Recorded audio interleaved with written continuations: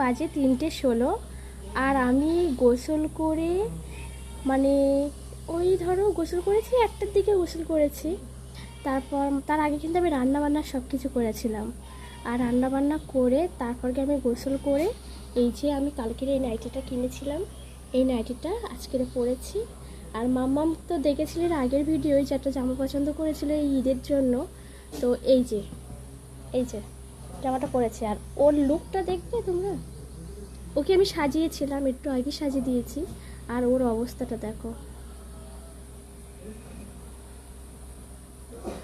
ওর অবস্থাটা দেখো, মানে সর্বমুখে আমি কত সুন্দর করে ওকে সাজিয়ে দিয়েছি সিম্পলভাবে, এই জামাটার সাথে যেরকম লুক মানাই সেরকমভাবে সাজিয়ে দিয়েছি।